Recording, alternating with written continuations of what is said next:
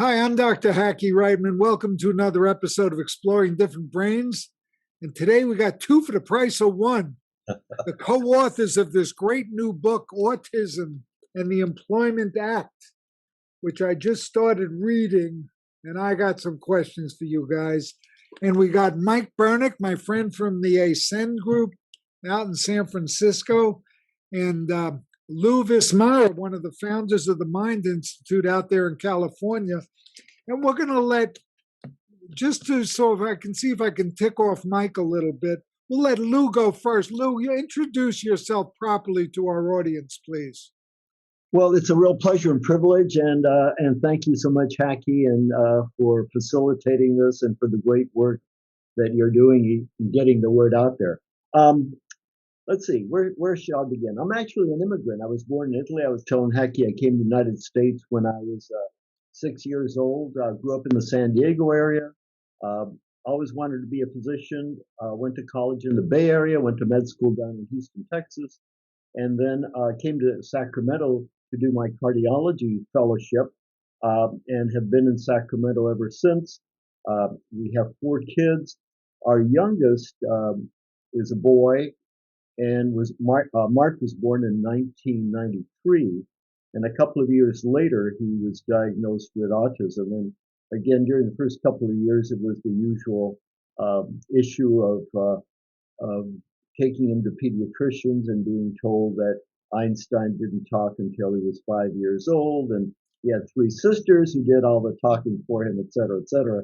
But by when he was about 18 months of age, his language was still not coming in, and it was very clear that there was something that was not right. So I went to my pediatric textbook, which I still had, which was written in the late 60s, and among the various developmental disabilities, there was about a paragraph that was maybe 3 inches long talking about autism, indicating that it was an extremely rare disorder, 1 in 10,000, unknown cause, etc., and that was about the extent of it. Well, being a cardiologist and being a physician, I somewhat have a very obsessive and compulsive streak, and Hackey in our introduction was just saying that I probably am also on the spectrum, to which my wife constantly tells me. So I really, it really concerned me that seeking out various professions, and again, being a physician, we're really privileged to have access to the latest medical care. And again, since I was a cardiologist and had done my training in Houston, I kept asking myself, where is the Michael DeBakey of autism? Certainly in this, in this extensive leading area of research, there must be someone who is doing, cutting edge research on autism. Back then, in the mid 90s, the NIH, I found out, much to my dismay, was spending a total of $7 million for autism research throughout the whole country. $7 million. And certainly we were in the midst of the beginning of the autism epidemic.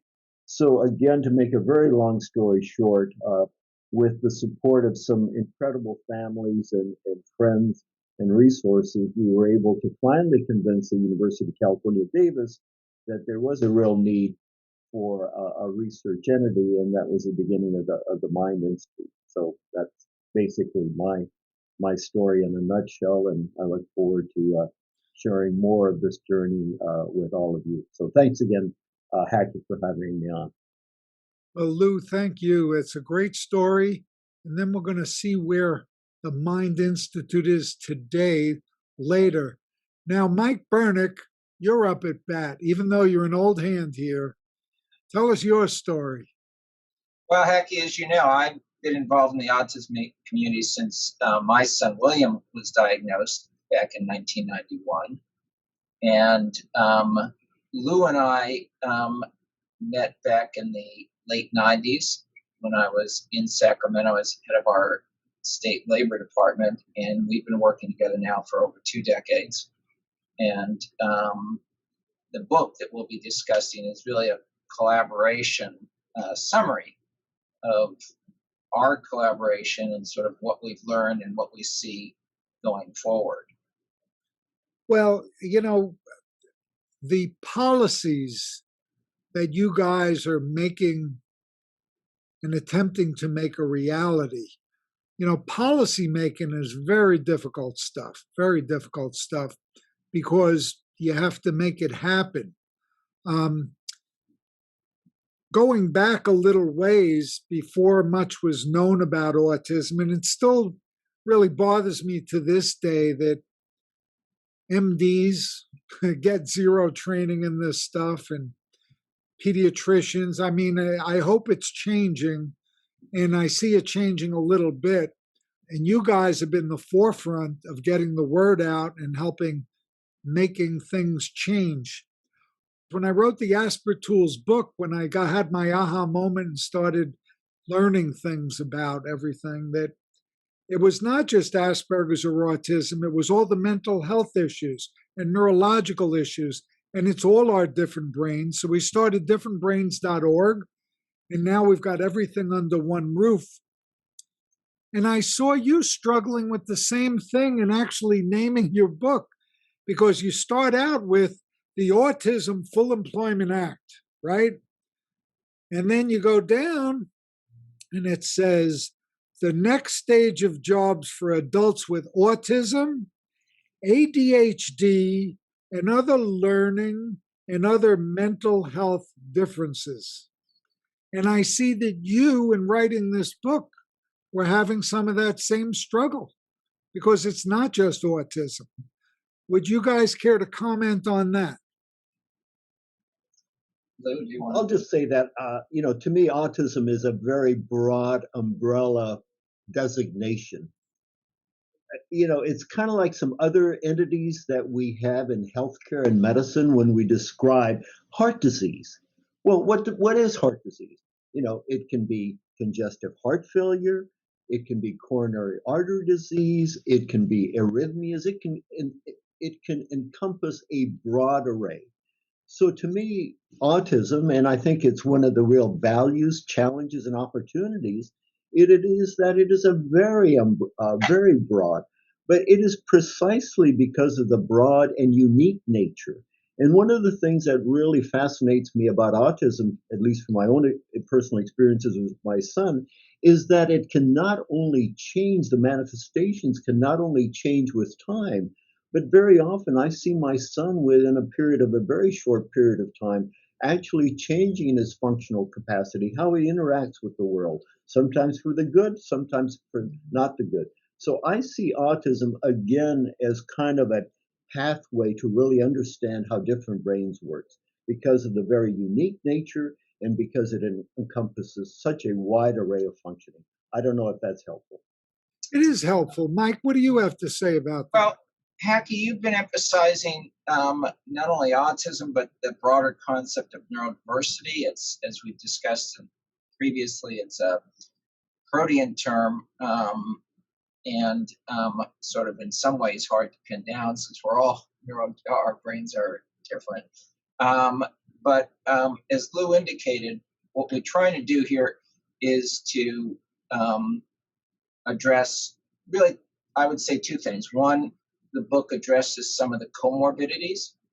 Many of the people in our community, many of us have comorbidities, that is, other mental health issues in particular, that are neurologically connected to autism, but also separate.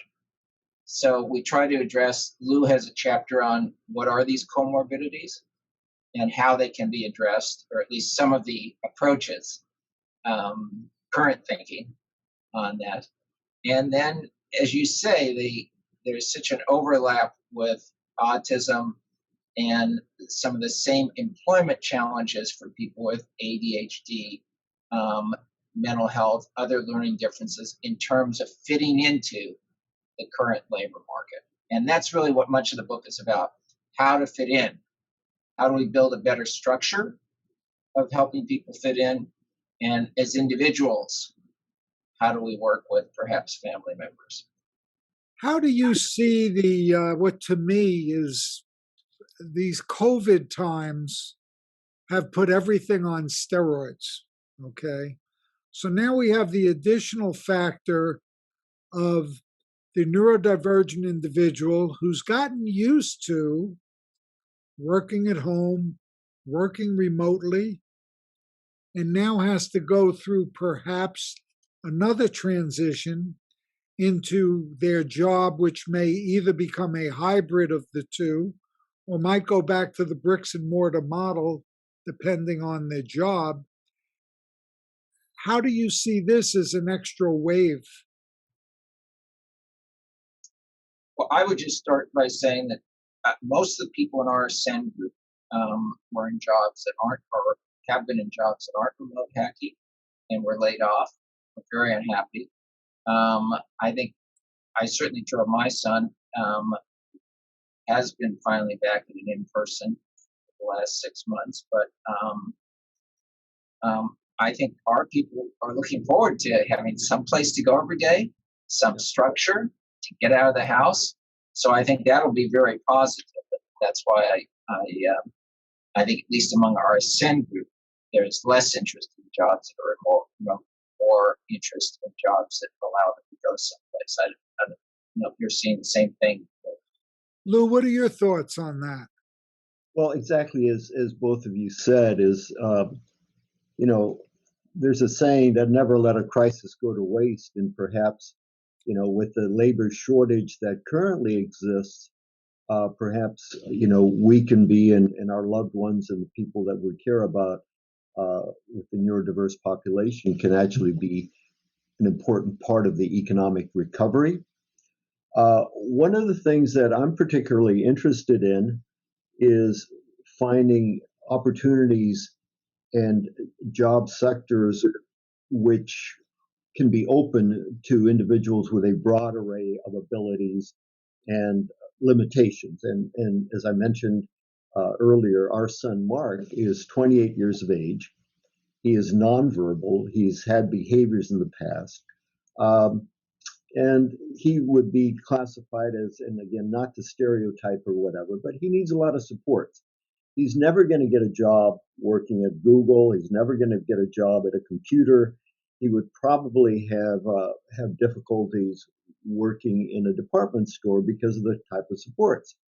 But one of the things that we've done with Mark is actually identify various activities, like he really loves to cook. And he loves to prepare food, etc. And once there is a structure, and once it's repetitive, and once it's identified, he does well. He can do well. So actually, Mike and I started a pilot program before COVID, where we were able to place 18 young adults, all with autism of varying abilities, and we specifically had them working in an assisted living facility, long-term care service industry. And these individuals would go into the culinary area, they would prepare the dining areas, they would help with the food preparation, and they would actually help in serving the food. And what was really rewarding was the fact that they were very, very functional. They really helped the staff. But what was really endearing was seeing the relationships that in some cases developed between the residents, the older adults, and these young individuals with developmental disabilities. In many cases, the residents of the assisted facilities just literally enjoyed meeting, talking, and sometimes just sitting and watching TV with some of our workers. So I'm really, and again, we had to shut that down with COVID because of the restrictions with volunteers, but I'm hoping we can resume that in the very, very near future. And again, trying to identify specific activities and work sectors that are amenable and available to people with neurodiverse individuals, I think is something that to me is very exciting. I'd like to hear your thoughts on some of the counterintuitive and illogical rules of the game that are set up with the policies on SSDI and that whole thing regarding employment. Like my limited understanding is such that, like one of our interns who's 56 years old said, I'm not going to take a chance on that to give that up, because then if I lose the job, I have to sit out 5 years before I can reapply, and lots of stuff like that that you guys are much more knowledgeable about than I. Would you care to comment on that? I've been following this hacking now since the 90s, and it's been an ongoing issue with both SSDI and SSI. And basically, the issue surrounds if you work and you begin to gain income, what does that do to your total benefit amount?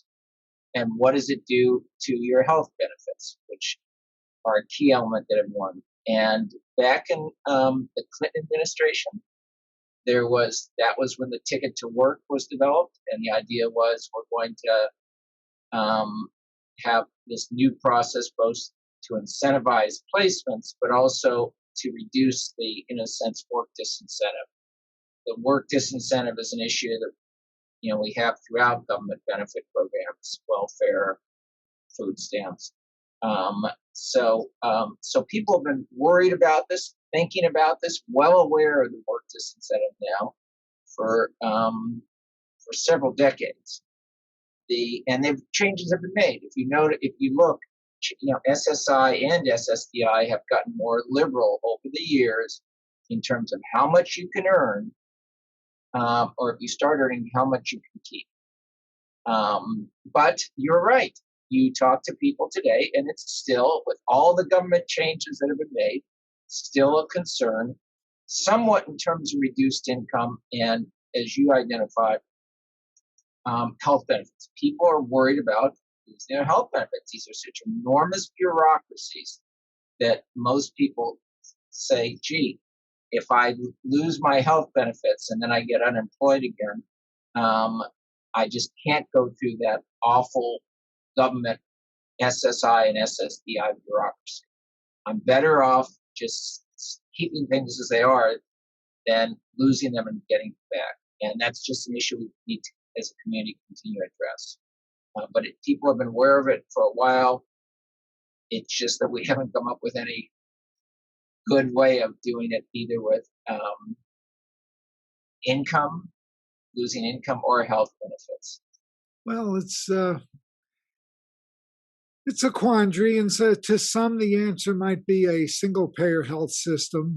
I can say, as a physician, when I was practicing orthopedics for 30 years, out of all the insurance companies and all the different plans and everything, at least in those days, the ones that was the easiest to deal with, and you people didn't have to sit on the phone and argue and this and that, and you didn't need to jump through hoops to get permission, was Medicare. Medicare was the easiest thing, not Medicaid, Medicare. Somebody needed something, you ordered the test, you got it done. They paid you 10 cents on the dollar, but you got paid, and you could plan things and do things. So at least from this physician's perspective, and I'm going back many years, the private insurance companies have always been horrible. No offense to the insurance company people out there, but you're horrible. Get better, will you? I find it so interesting that when we talk about autism, it's kind of always when you talk about any of these things, anything neurological, developmental, any of these differences, the one thing and the most underrated player on the whole team is socialization, strong social relationships, where alone is not good, whether you're talking about Alzheimer's and dementia, autism, any of the mental health issues. And when they did the Harvard longitudinal study of 75 years, where they wanted to analyze the health aspects that really mattered towards your longevity and also toward your happiness and overall health. They thought it was going to be cardiac or cancer or something, diabetes. What blew everything away was strong social relationships. Exactly. And it's amazing. So those of us with wives who will put up with us, I salute you, Don Corleone, because you might be around. But I'm seeing it more and more, with dementia and Alzheimer's especially, but also with everything we've been talking about, and this despite everything else going on.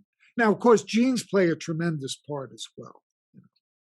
I'm really glad you mentioned the issue of socialization because, again, you know, we're finding more about the mind body connection, how it impacts the immune system, how it impacts brain function. But, when we're talking about jobs and employment, it's really more than dollars and cents. I mean, it's a reason why I think the three of us enjoy getting up in the morning, having a sense of purpose, having a sense of interacting with other folks, and our people who are neurodiverse. And again, we deal with this in the book as well. They deserve, they need, and they can contribute. They can contribute to neurotypical individuals in, again, giving them that joy of life, that sense of purpose, and why we benefit every time we able to work and to do something. We not only contribute to ourselves, but we contribute to others. So thank you for mentioning the socialization, Hackie. That is really an important issue. Well, are there any other issues that we have not covered that you would like to address today? Well, I'd like to thank you for what you are doing. You bring a unique skill set of being a boxer. It looks like you didn't get hit in the head very often because Oh, you're. I took some good beatings: 13 wins, 7 losses, 6 draws. Wow. And between my father having Alzheimer's and dementia, and me playing rugby and 26 pro heavyweight fights, I think I got a good shot at developing Alzheimer's and dementia. Well, don't do it for a long time because the service and what you're doing, and this has really just been very enjoyable. Such a privilege. I can understand why Mike says you always bring a smile to his face, and I want to thank you sincerely for bringing much joy, happiness, and a real smile to me as well. It's been a true pleasure to participate, and I look forward to our ongoing collaboration. But thank you for getting the word out. We really need it. Well, Dr. Lou Vismara, with all you're doing and the Mind Institute and everything, I love it, and keep up the great work. Michael Bernick, what do you have to say? Tell them about the book, Mike. Tell them about the. Yeah. Tell us about this book. Well, I always want to talk about the knockus that you bring, Hackie, but I will say something on the book. It's a relatively slim volume, but we try to set out, what are the various areas? How do we build greater employment in the private sector, in large firms and small?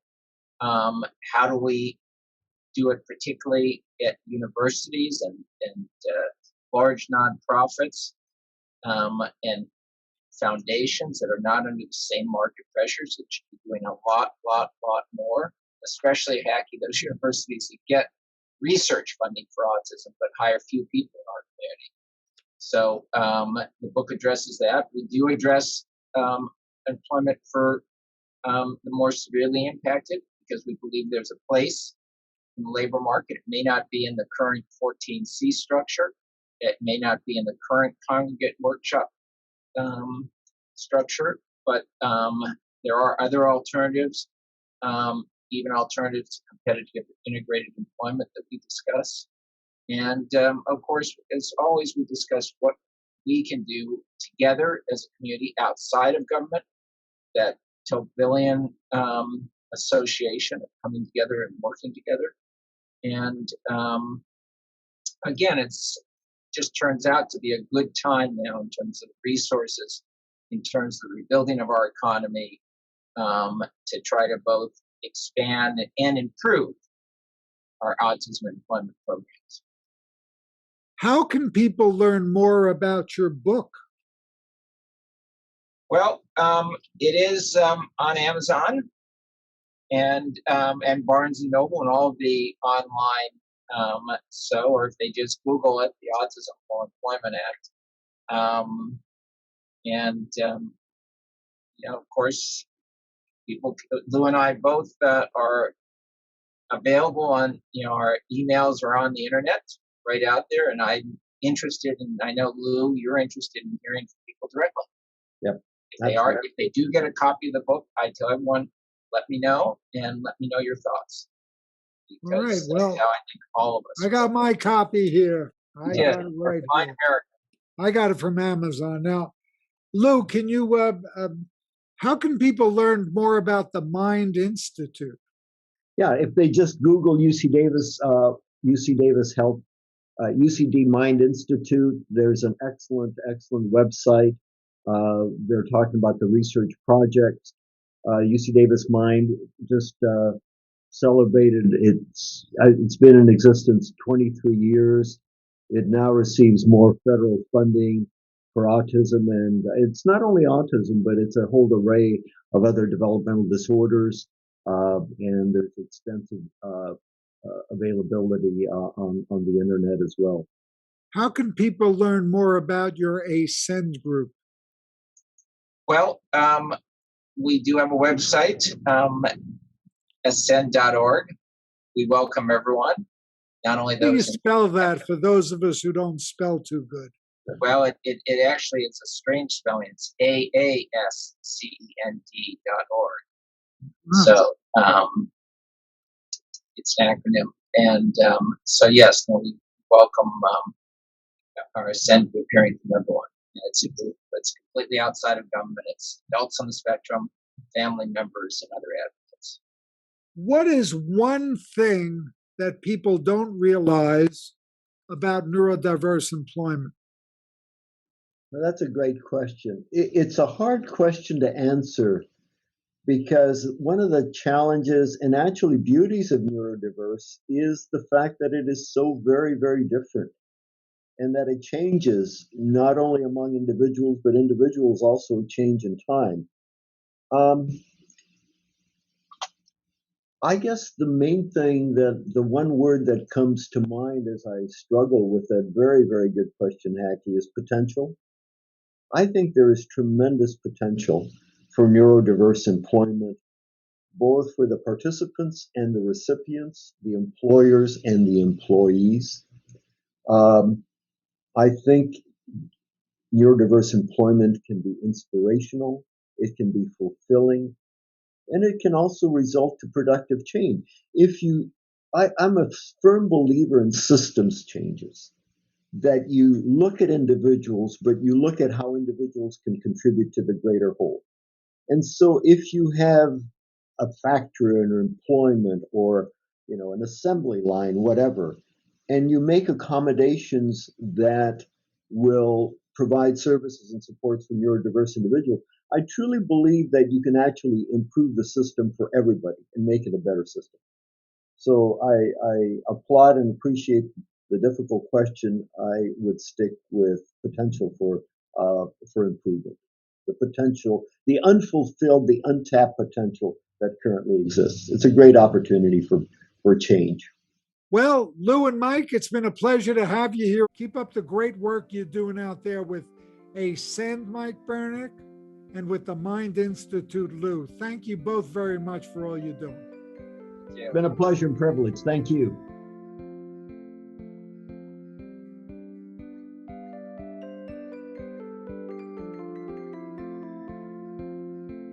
Exploring Different Brains is a production of Different Brains. Visit us at differentbrains.org.